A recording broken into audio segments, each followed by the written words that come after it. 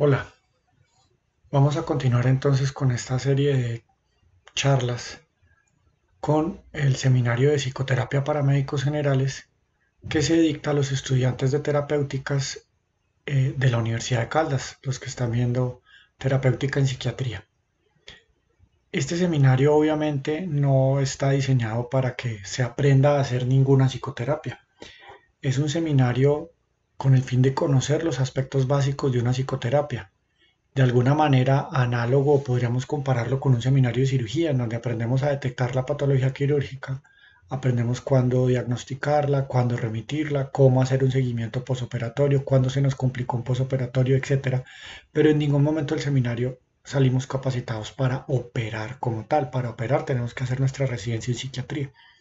En ese sentido de cosas, este seminario es igual, porque si bien no nos capacita para hacer una psicoterapia, la idea es que sí conozcamos los aspectos básicos para que cuando un paciente nos pregunte más o menos qué es lo que debe esperar de una psicoterapia, tengamos cómo responderle. Etimológicamente hablando, el término psicoterapia viene de dos raíces griegas, psique y terapeia.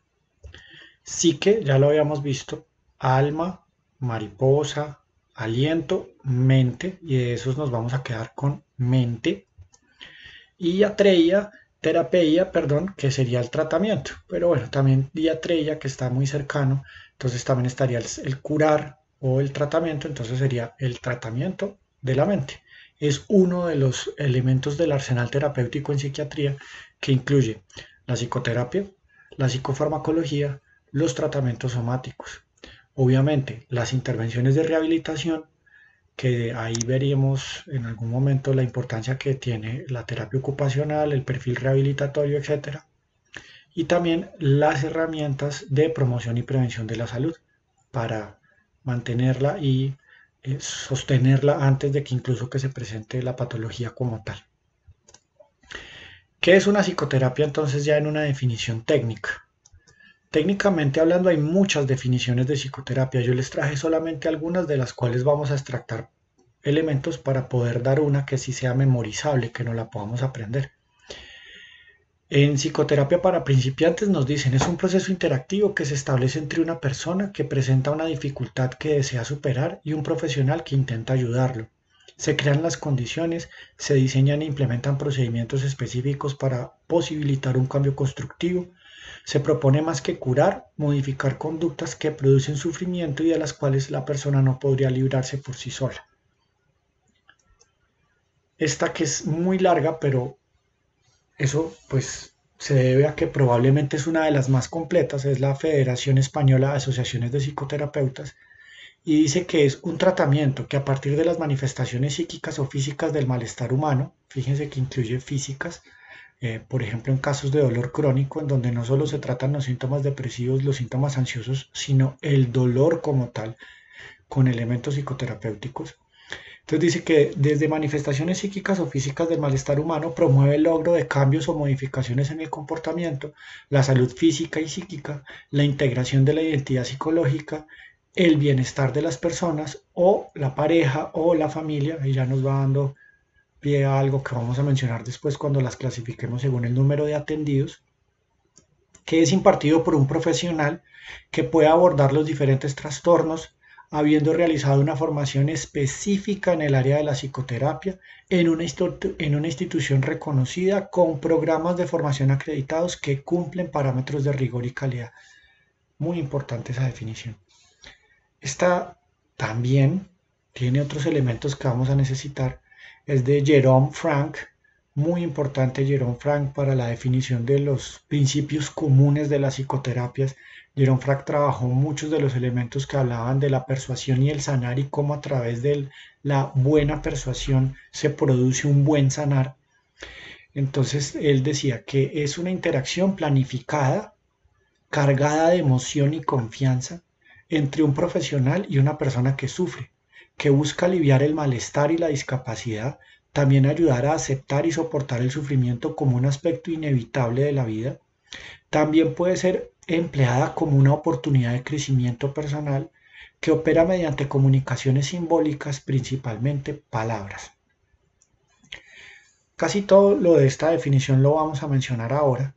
Tal vez vamos a dejar para posterior cuando estemos hablando de las terapias psicoanalíticas o analíticamente orientadas, este concepto de que la psicoterapia también puede ser empleada como una oportunidad de crecimiento personal, porque ahí estaríamos hablando que sería fuera de las indicaciones de necesariamente la presencia de un trastorno, y eso es bien interesante y sobre eso volveremos después. Y toda esta prácticamente la vamos a ver a continuación. La que a mí me gustaría que pudiéramos memorizar y desglosar es esta. Eh, es de Leibov en Psicoterapias en el siglo XXI. Y si hacemos un taller o si hacemos un examen, probablemente sea la que preguntemos. Entonces, esta, si se fijan, la cantidad es memorizable y vamos a analizarla muy bien. Primero leámosla. Se trata de diversos tipos de intervenciones destinadas al tratamiento de los trastornos de pensamiento, emoción o conducta que operan de manera interpersonal a través del lenguaje y que se respaldan en un modelo del desarrollo y del funcionamiento mental normal, un modelo psicopatológico y un quehacer puntual. Lo que está en azul se lo sumo yo, entonces por ahora dejémoslo ahí en el tintero. Entonces empecemos a analizar. Lo primero que tiene muy chévere esta definición es que parte por decirnos que la psicoterapia no solamente tiene una aproximación, existen muchas aproximaciones para hacer psicoterapias. O sea, deberíamos hablar no de la psicoterapia, sino siempre deberíamos hablarlo en plural, las psicoterapias. Ahora, cuando una definición arranca por decirnos que algo son muchas cosas, pues si la definición está bien dada, lo que debe hacer a continuación es darnos los parámetros mínimos para que eso, que puede ser un universo de cosas, sí entre dentro de la clasificación de este conjunto. Entonces, veamos si eso sí lo hace. Lo primero que nos dice es que lo primero que tienen que compartir, lo que tienen en común todas las psicoterapias es su objetivo. Y el objetivo que tienen todas las psicoterapias es ayudar a aliviar, en algunos casos curar, porque a veces se puede, ahorita vamos a hablar de eso, ayudar a aliviar los trastornos de pensamiento, emoción y conducta, podemos decir los trastornos mentales. Hablemoslo sin estigma, digámoslo sin vergüenza, sin angustia, porque es que tenemos mucha distorsión alrededor de esto. ¿Cuáles son los trastornos mentales susceptibles de intervención psicoterapéutica? Todos. Y cuando decimos todos, eso significa que todos los seres humanos, todos, sin excepción, en algún momento podemos llegar a requerir un proceso psicoterapéutico. Porque, como se los digo cuando estamos en el seminario a los estudiantes, los trastornos mentales de los que estamos hablando son todos. Todos, desde la Kaplan, los dos volúmenes de tapa a tapa y todo lo que todavía no hemos podido descubrir de trastornos mentales puede ser susceptible de mejorar con psicoterapia. Coloquemos los ejemplos extremos. Tratemos de ubicarlos en un espectro de severidad. Si aquí tuviésemos los trastornos adaptativos y aquí tuviésemos los trastornos como la esquizofrenia y los trastornos neurocognitivos mayores, todos se pueden beneficiar de la psicoterapia. Lo que va a pasar obviamente es que el balance puede cambiar. Por ejemplo, en los trastornos adaptativos, el balance psicoterapia-farmacoterapia es más o menos este. La farmacoterapia está por acá y de hecho podría no existir, podría no estar. ¿Por qué? Porque los trastornos adaptativos deben tratarse de primera línea con psicoterapia. Y solo si la psicoterapia no está dando resultado y si la persona ya empieza a desarrollar cuadros en donde se cumpla ya con un episodio depresivo como tal, con un trastorno de ansiedad como tal o el de síntomas mixtos, ansiedad y depresión, entonces es probable que haya que sumar medicamentos. Pero la mayoría de los trastornos adaptativos literalmente se curan con psicoterapia, la persona se quedó curada. Ahora, ¿qué pasa si nos vamos a la esquizofrenia? Pues el balance psicoterapia-farmacoterapia tal vez esté así, en donde por aquí tengo la farmacoterapia y por aquí tengo la psicoterapia, en el sentido en donde definitivamente se requieren los medicamentos, se requieren por largos periodos de tiempo y la psicoterapia va a entrar a brindar las intervenciones psicoeducativas, a mejorar las habilidades sociales, a dar planes de manejo conductual con la familia, a apoyar a la familia en el proceso. Lo mismo con los trastornos neurocognitivos mayores. las intervenciones psicoterapéuticas van destinadas mucho más a la familia que al mismo paciente, pero el hecho de mejorar el cuidado por parte de los cuidadores impacta positivamente en el paciente. Entonces vimos que están destinadas al tratamiento de todos los trastornos mentales. Cuando la gente dice, entonces yo no voy a necesitar una psicoterapia porque yo no tengo un trastorno mental, está sesgado y está estigmatizando y estigmatizándose de alguna manera.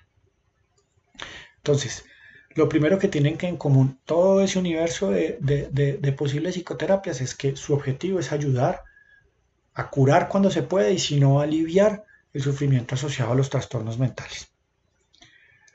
Lo segundo que tienen en común todas las psicoterapias es que operan de manera interpersonal. Esto se hace entre personas. Ahorita vamos a ver cómo según el número de atendidos, pero es entre personas.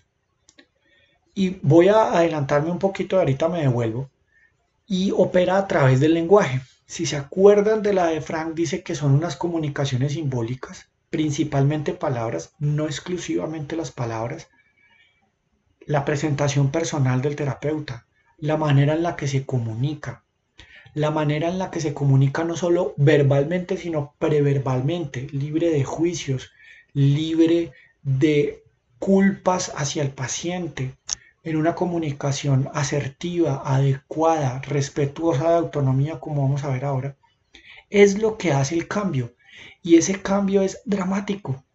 Hay estudios muy bien diseñados y muy bien hechos de neuroimágenes funcionales pre y post psicoterapia que demuestran que causa cambios significativos en la fisiología del cerebro que está con síntomas depresivos o que está con síntomas ansiosos. Algunos de esos similares o incluso superiores a los de los antidepresivos. Entonces, esto sí funciona y funciona a través del lenguaje. Esto no es tocando al paciente ni haciendo otras cosas, no, esto es hablando.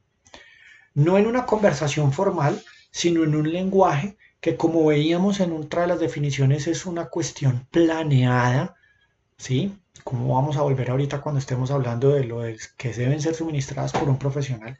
Entonces no es una conversación, no es palmoterapia, no es consejoterapia, es un fluir de toda una serie de conocimientos que ha adquirido el profesional para ayudar a que la persona misma supere la situación que quiere superar. Ahora me devuelvo al tema interpersonal. Es evidente porque tiene que ser interpersonal desde que vemos que se trata de una serie de comunicaciones simbólicas tanto verbales como preverbales. Pero es muy importante entender que no solo lo podríamos dejar con el tema del lenguaje, sino que hay que aclararle lo interpersonal, porque si no, entonces alguien podría decir, bueno, la biblioterapia es psicoterapéutica, porque yo estoy interactuando con el lenguaje que un autor, probablemente psicoterapéutico, quiso poner en el libro para que yo me acercara. Y resulta que no. No porque no hay un encuentro real en tiempo entre el terapeuta y el paciente. Ahora, precisamente con todo esto de la pandemia, sí que han cobrado más fuerza los elementos de telepsicoterapia. Y esos elementos de telepsicoterapia que ya los veníamos trabajando desde mucho tiempo atrás, pero que ahora cobraron una validez y algo que yo creo que en el periodo post-pandemia va a seguir marcando mucho porque va a ser la oportunidad de que podamos llegar a personas en áreas muy distantes que de otra manera no podrían acceder a la psicoterapia. Desde que la psicoterapia se haga con la persona, que se encierre, que no lo vayan a interrumpir los niños, que el gato no se le vaya a pasar por encima del teclado, que ojalá tenga una diadema de esas oclusivas de audio, ¿sí? Y que tengan la opción de tener una comunicación visual y auditiva. Parece ser que las psicoterapias por telepsicoterapia, que la psicoterapia en el consultorio son igual de efectivas, reuniendo esas condiciones. Entonces, el encuentro tiene que ser en tiempo real. Puede ser por medios electrónicos o puede ser en el consultorio como se seguirá haciendo, pero lo importante es que se dé ese encuentro en tiempo real, porque ahí es donde viene otra de las cuestiones que vamos a mencionar también, que la vimos con Jerome Frank, que nos decía es una relación que está cargada de emoción y de confianza. Es difícil generar emociones con el libro, a pesar de que lo puede hacer, pero yo no puedo preguntarle al libro, yo no puedo recibir retroalimentación del libro. Entonces la biblioterapia no tiene ninguna indicación psicoterapéutica. Por supuesto que claro que la tiene. Pero ¿cuándo? Cuando, por ejemplo, estamos en una psicoterapia, yo le digo al paciente, mira, llévate esta lectura, la haces y en una semana nos volvemos a ver y vamos a discutir lo que leíste. Entonces a la siguiente semana, entonces se revisan las tareas y dentro de la tarea, ¿cómo te fue con la lectura?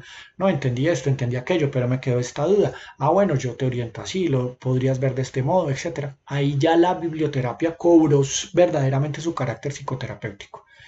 Entonces, el lenguaje escrito que puede tener aplicaciones psicoterapéuticas, no por sí solo no es psicoterapia, pero dentro de la psicoterapia y dentro de ese encuentro interpersonal puede ser uno de los elementos de ayuda. Y finalmente, tenemos que deben respaldarse en tres elementos críticos para Label, que son un modelo del funcionamiento y del desarrollo mental normal, un modelo psicopatológico y un quehacer puntual. Y esos tres deben tener una linealidad, por eso la flechita o la raya pues hacia abajo, como la queramos poner, pero relacionándolos, porque pues yo debo tener, nadie le puede pedir que ya tenga la teoría de cómo funciona la mente, porque hasta ahora lo único que tenemos son hipótesis de cómo funciona la mente. Y eso en gran medida determina la gran miriada de aproximaciones psicoterapéuticas que existen, porque cada una de ellas tiene un modelo de la mente. Ahora, no nos quedamos solamente en un modelo de la mente, sino que eso lo llevamos a un modelo que debe ser psicopatológico, reconociendo que pues existe algún grado de sufrimiento que motiva a la persona a consultar, a buscar esa orientación psicoterapéutica y que a ese sufrimiento le podríamos aplicar también un modelo de si, bueno, si esto era lo no patológico, entonces esto sería lo patológico y lo más importante viene el 3 y es el qué hacer. Entonces, yo tendría, digamos, por colocar el ejemplo, un modelo cognitivo de la mente, tengo un modelo cognitivo psicopatológico y por lo tanto tengo un quehacer de carácter cognitivo. Esa linealidad es muy importante verla en una coherencia en el terapeuta, ¿sí? Que no proponga un modelo de la mente normal que lo lleve a un modelo psicopatológico y que lo lleve a un quehacer que pretenda retornar ese funcionamiento, llamémoslo patológico, al funcionamiento no patológico. Y finalmente, que sean suministradas por un profesional entrenado y certificado. Eso lo podríamos tomar tanto de la Federación Española de Psicoterapeutas como de la de Jerome Frank. ¿Por qué? Porque tenemos que reconocer varias cosas.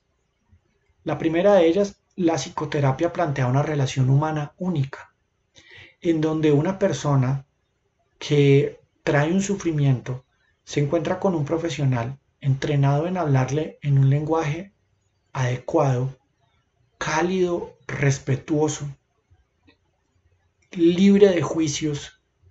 Una de las cosas que uno encuentra como punto común en casi todas las psicoterapias es que durante el encuadre, durante la fase inicial, se le explicándole al paciente qué es lo que se va a trabajar o al usuario, se le dice que aquí no va a haber nada bueno ni nada malo y que no estamos para juzgar, sino para ayudar para que se genere esa relación cargada de confianza que nos decía Jerome Frank.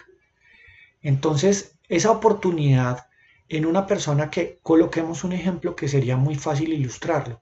Por ejemplo, una persona que tenga unos síntomas depresivos asociados a un trastorno dependiente de la personalidad y se encuentra con una persona, con un terapeuta cálido, respetuoso, que no le juzga, que no le critica, que le apoya, que muchas veces tiene la manera de hacerle encontrar, porque no es que uno le diga el pensamiento, eso es otra de las cosas importantes en la psicoterapia, de hacerle encontrar en su propio pensamiento dónde estaba la respuesta a las preguntas que se estaba haciendo, pues eso hace que esa persona de algún modo pueda, desde una posición de vulnerabilidad, cargar de emociones que no serían positivas para la relación profesional, la relación psicoterapéutica. Entonces ese profesional tiene que estar entrenado en identificar esos movimientos emocionales del paciente hacia el terapeuta y los movimientos emocionales del terapeuta hacia el paciente para administrarlos con total responsabilidad y ética. Ese es uno de los primeros retos de todo psicoterapeuta. Otro de los retos de todo psicoterapeuta, favorecer la autonomía. Ya lo decía Carl Rogers, psicoterapia que no respeta la autonomía no se puede considerar una psicoterapia. porque es que ¿quién nombra que nosotros somos mejor persona que cualquier otra para resolver los problemas de los demás? La psicoterapia no es para resolver los problemas de la otra persona, es para orientarle, para ayudarle a que esa misma persona encuentre las respuestas y solucionar sus problemas con sus propias herramientas o herramientas que se le pueden ir brindando para su propio crecimiento personal. Entonces, solamente ahí les estoy mencionando dos de los aspectos que más adelante vamos a ver en otra charla que se va a llamar principios comunes en psicoterapia, que hacen que sea una relación humana única y que la persona que la administra, que la orienta, debe tener esa formación ética, profesional, profunda para administrar con adecuada responsabilidad esa relación. Lo otro, ahí dice que debería ser entrenado y además ojalá certificado. ¿Por qué certificado? Porque no es suficiente con hacer el entrenamiento, sino deberíamos llegar al punto que hay muchos países en Europa en donde la persona no solamente presenta su cartón de profesional, llámese psiquiatra, llámese psicólogo, llámese trabajador social, presenta su cartón de profesión, luego presenta su cartón de maestría clínica o su cartón de maestría en psicoterapias y su profundización en una psicoterapia. Entonces ya dicen, por ejemplo, dice, mire, yo soy psicólogo, tengo mi maestría en psicología clínica y aquí está mi cartón de terapia racional emotiva conductual. Entonces le sacan unas preguntitas de la terapia racional emotiva conductual, tome, certifíquese y ahora sí yo puedo poner en mi consultorio mis credenciales y estar acreditado. Acá en Colombia estamos en mora de eso, que el Colegio Colombiano de Psicología, que la Asociación Colombiana de Psiquiatría o los entes territoriales, así como dan los códigos después de terminar el rural o los códigos de habilitación, que se habilitaran las personas para hacer psicoterapia y verificaran que tienen esa competencia. Porque vemos que hay muchas situaciones en donde las personas sin entrenamiento, a veces sin un respaldo epistemológico, filosófico profundo que sustente cuál es su quehacer psicoterapéutico, muchas veces con irresponsabilidad en la administración de sus movimientos emocionales, hacen mucha iatrogenia en psicoterapia. Eso no se puede negar. Entonces es muy importante que esa relación se vea desde un respeto, desde una autonomía, desde un respeto por la autonomía, se den unas pautas, o sea, no es ir a tener una conversación, no es ir a dar consejos porque eso sería irrespetar la autonomía del paciente, es sencillamente planear cuáles son los objetivos terapéuticos, qué es lo que se quiere lograr con este proceso psicoterapéutico y cuáles son las herramientas que yo le puedo brindar a la persona para que esa misma persona empiece a resolver el problema. Por eso también alguien decía por ahí, psicoterapeuta que no agenda, o sea, que no tiene un plan de trabajo con sus pacientes, pues tan probablemente no lo sea. Y vemos muchas personas que tienen su título profesional, pero que no se han entrenado en una psicoterapia y que eso hace que les cueste mucho cumplir con todo lo que al final estamos viendo en esta diapositiva. ¿Cómo se pueden clasificar las psicoterapias? Entonces, teóricamente hablando, es muy difícil clasificar las psicoterapias. ¿Por qué? Porque ya lo decíamos hace un momento, las psicoterapias tienen que tener un respaldo filosófico, epistémico que las sostenga.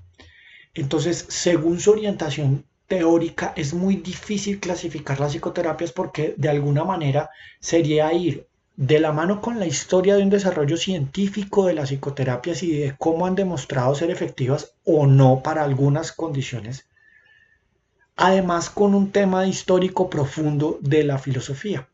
Entonces, por su modelo teórico es muy difícil clasificarlas.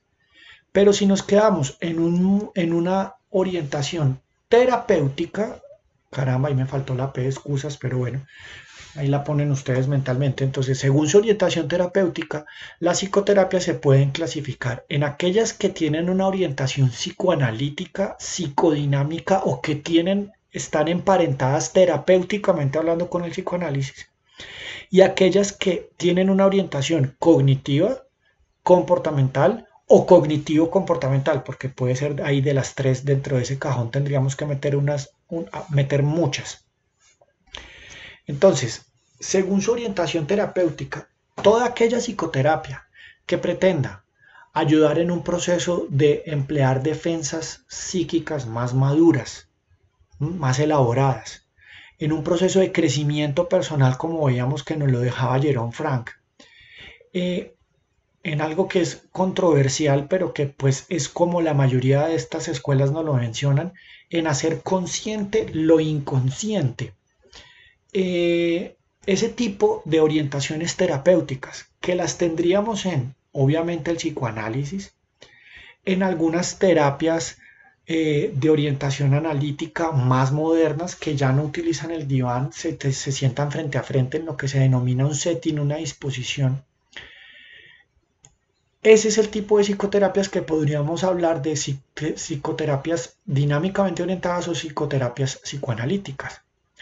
Recuerden que esas psicoterapias, si las dejáramos hablando del tema de trastornos, son muy útiles en aquellas personas que tienen rasgos muy marcados de personalidades disfuncionales o el trastorno de la personalidad como tal, pero que estén clínicamente ya estabilizados.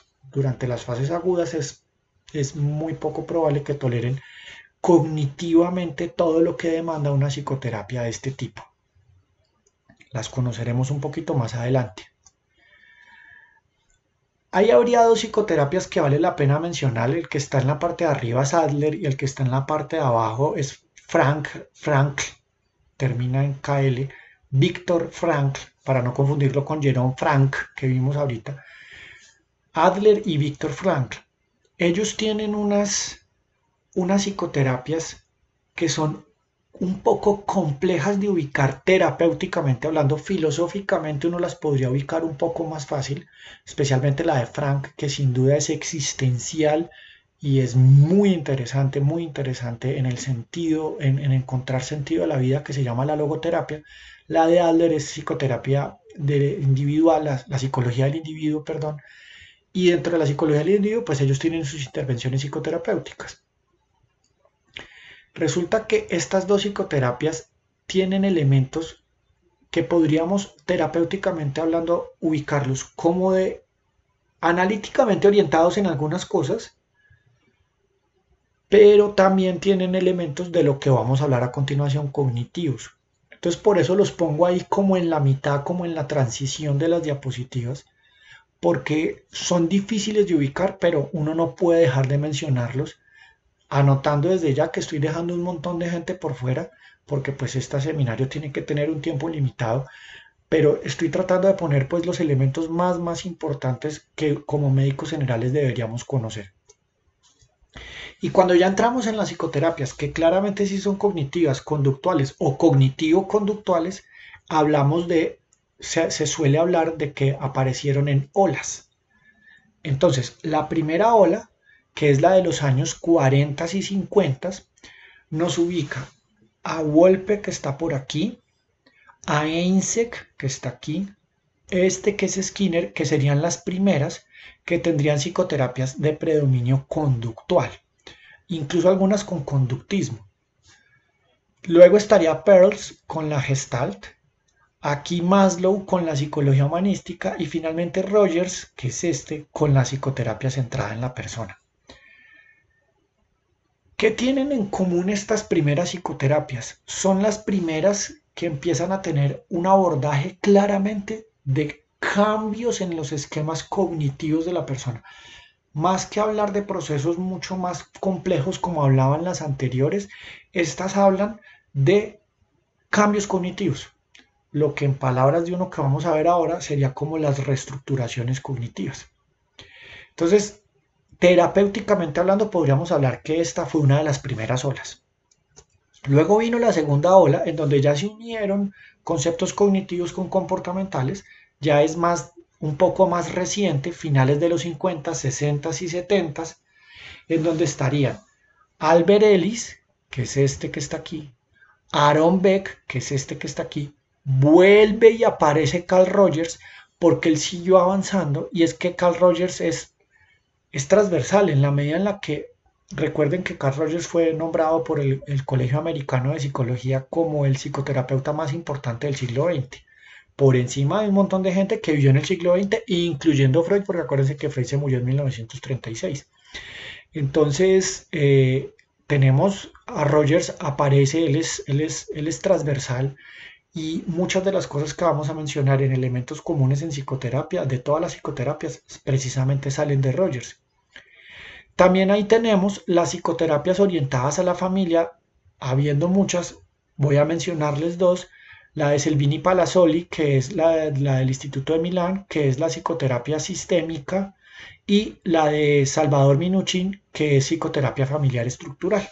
Aquí está Palazzoli, muy importante Paul Václavic, después si nos queda, ojalá lo podamos mencionar cuando estemos hablando de elementos cognitivos, y aquí está Salvador Minuchin. Y andamos en tercera, y hay gente que dice que ya andamos por el lado de la cuarta ola, que ya son psicoterapias más modernas de los años 80, 90 y de ahora pues del siglo XXI, en donde tendríamos que destacar dos: Marshall Ingham con la psicoterapia dialéctico-comportamental y Stephen Hayes con la psicoterapia de aceptación y compromiso. Hacen parte, y por eso de ellos seguiríamos hablando, de una tercera ola, porque finalmente también son psicoterapias de reestructuración cognitiva, pero tienen elementos mucho más diversos. Por ejemplo, Marshall Ingham utiliza filosofía Zen, utiliza diversos tipos de profesionales en su psicoterapia, y hay que mencionar que es una de las psicoterapias que más ha dado resultado en uno de los trastornos de la personalidad más difícil que hay, que es el trastorno fronterizo de la personalidad. Y aceptación y compromiso, que es una psicoterapia bien bonita, bien interesante, porque incluso habla de reforzamiento y aclaramiento de valores. Y uno podría decir, le van a hablar de la bondad, de la humildad. Pues sí, pero siempre y cuando sean los valores que el paciente son los que quiere trabajar para poder hacer precisamente compromiso y a partir de él generar cambios. Ambas pueden utilizar elementos de mindfulness, de atención plena, técnicas de atención plena, que han demostrado las técnicas de atención plena ser muy útiles en trastornos de ansiedad, por ejemplo, especialmente los que tienen elementos de pánico, incluyendo el trastorno de pánico, fobias, etcétera. Entonces uno ve que ya son técnicas en donde sí se emplea todavía reestructuración cognitiva, pero le han sumado cosas nuevas, y entonces ya por eso corresponderían a una nueva ola. Y de esto se va a seguir escribiendo. Los invito a que vean cuando entremos a hablar del seminario ya de psicoterapias cognitivas. Vamos a ver por qué las psicoterapias que tienen este tipo de trabajo de reestructuración cognitiva, que vienen desde Aaron Beck y Albert Ellis, van a seguir siendo sin duda las que determinen mucho de la evolución científica de la psicoterapia, porque se ajustan al modelo de medicina basada en la mejor evidencia disponible. Entonces los invito para que después miren el porqué de esa afirmación. Y por eso siguen creciendo, y tal vez ya estemos en cuarta ola, y bueno, y en un futuro habrá quinta y hasta sexta y así sucesivamente. Ahora, según su número de atendidos, la psicoterapia se puede clasificar en psicoterapia individual, que es la que casi todos tenemos en la cabeza: un terapeuta, un usuario, o un terapeuta, un paciente, según como se quiera llamar dentro de las distintas aproximaciones teóricas de las psicoterapias. Terapia de pareja, que hay que ir más allá de imaginarnos solamente un hombre y una mujer, dos hombres, dos mujeres, las relaciones poliamorosas heterosexuales, las relaciones poliamorosas homosexuales. Acuérdense que una de las cosas que también lo vamos a ver en principios comunes de psicoterapia es que yo tengo que suspender todos mis sistemas de valores y mis sistemas de creencias. Y si como un terapeuta puede pensar que no está de acuerdo, o si está de acuerdo, en el momento en el que entra al consultorio y se sienta a trabajar, debe liberarse de todos sus sesgos y debe estar dispuesto a servir a las personas que le vengan a pedir su apoyo. Familia, también nos debemos olvidar de papá, mamá, hijos, ¿no? Familia es las personas que tienen una convivencia, que aceptan un sistema de normas y que tienen de alguna manera una visión de futuro. Entonces, la familia puede incluir personas no necesariamente relacionadas con la sangre. Yo siempre les decía a los estudiantes: ¿cuántos de ustedes llevan ya en terapéutica? ¿Cuántos años llevan acá en Manizales? Entonces, no, con paros incluidos 6 años, 7 años. Ah, bueno, muy bien. Entonces, ya ustedes, y todo el tiempo han vivido en la misma casa. Algunos le dicen a uno que sí. ¿Y ustedes de dónde vienen? De otra parte del país. Y entonces es la típica señora paisa, querendona, que los ha recibido, que llevan ya muchos años ahí, que la señora incluso los ha cuidado cuando han estado enfermos. Pues si resulta que usted ahora, esa familia decidiera entrar a un proceso psicoterapéutico de familia, es posible que usted, que ya lleva 5, 6 o 7 años compartiendo ahí con ellos, haga parte de la solución y por lo tanto tenga que venir, así no tenga lazos de sangre inicialmente. Y finalmente las psicoterapias de grupos, que son muy, muy efectivas y que ahí lo que comparten esas personas es un diagnóstico. Entonces se sientan un grupo de personas que no tienen filialidad, no son pareja, no son familia, pero tienen un mismo diagnóstico y son altamente efectivas, por ejemplo, en trastornos de la conducta alimentaria, en trastornos adictivos, los grupos de apoyo en trastorno bipolar, en esquizofrenia, etcétera, etcétera, etcétera, son de los más efectivos porque muchas veces, y no nos digamos mentiras, para los pacientes a veces el terapeuta es un ajeno que ellos ven allá como muy sano, por ejemplo, trastornos de la conducta alimentaria. Entonces uno ve que, no, pero este no sabe, este no ha vivido lo que yo he vivido, este no sabe lo que es la angustia de verme como me veo. Pero cuando las pacientes ven a otra paciente que ya está más avanzada en el tratamiento y que les habla en sus términos y dice, oiga, yo logré esto, pues ellas tienen un rol, un imaginario a dónde apuntar y decir, bueno, si esta persona pudo, ¿por qué no yo? Y para la persona que ya está más avanzada se convierte en una oportunidad de darle sentido a las cosas, de poder ayudar a otras personas que están sufriendo ahora por lo que ella ya sufrió. Y un recordatorio de, uy, yo estaba así, venga, mire lo importante de sostenerme en el tiempo.